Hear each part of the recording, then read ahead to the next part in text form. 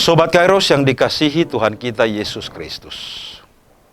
Firman Tuhan buat kita pada hari ini diambil dari Yesaya 57 ayat 16.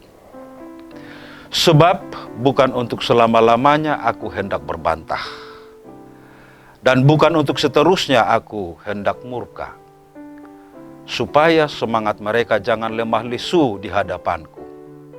Padahal akulah yang membuat napas kehidupan. Tuhan tidak selamanya murka. Sobat Kairos yang dikasihi Kristus, apa yang membuat Tuhan berbantah dan murka kepada umatnya? Peribahasa Indonesia mengatakan, tidak ada asap kalau tidak ada api. Artinya, tidak ada akibat tanpa sebab. Umat Israel disebut sebagai bangsa pilihan Tuhan, tetapi tidak setia lagi kepada Tuhan. Sebagai umat pilihan, seharusnya mereka menjadi alat dan pelayan Tuhan di dunia ini. Namun Tuhan kecewa atas kelakuan mereka. Dari segi ekonomi, kehidupan sehari-hari tergolong mapan dan makmur. Namun kemapanan dan kemakmuran yang mereka miliki menjadi kesombongan. Tidak lagi mengandalkan Tuhan, tetapi menjadi penyembah berhala, mengandalkan kemampuan dan kekuatan mereka sendiri.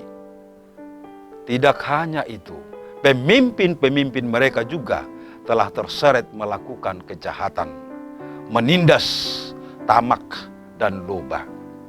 Oleh karena itu Tuhan murka, serta menghukum dan membuang mereka ke tanah Babel. Di sana mereka akan merasakan penderitaan akibat dari ulah mereka sendiri. Sobat Kairos yang dikasihi Tuhan Yesus, tetapi Tuhan itu adalah kasih. Dia tidak ingin umatnya diperhamba oleh dosa. Dia tidak ingin umatnya tertindas. Dia akan bertindak untuk menyelamatkan mereka, asal mereka sadar dan bertobat. Tuhan berkata, sebab bukan untuk selama-lamanya aku berbantah, dan bukan untuk seterusnya aku hendak murka, supaya semangat mereka jangan lemah lesu di hadapanku.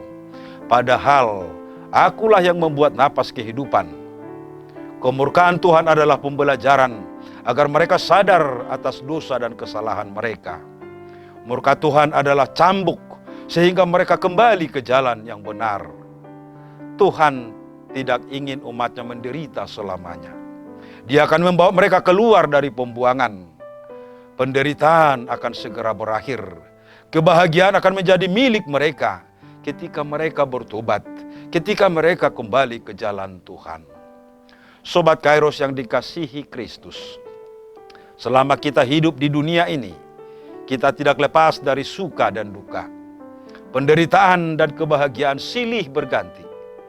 Sebagai umat yang percaya, harus bijak menghadapi segalanya dan tetap setia kepada Tuhan. Kita tidak benci kepada harta atau kekayaan.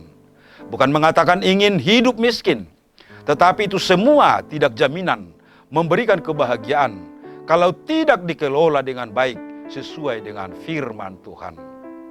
Seringkali dosa, kejahatan, keinginan daging, kesombongan menguasai manusia. Ketika dia membutuhkan sesuatu, dia datang menghadap dan meminta kepada Tuhan. Tetapi setelah permintaannya dikabulkan, kesombongan dan keangkuhan menguasai dirinya sehingga jatuh ke dalam dosa.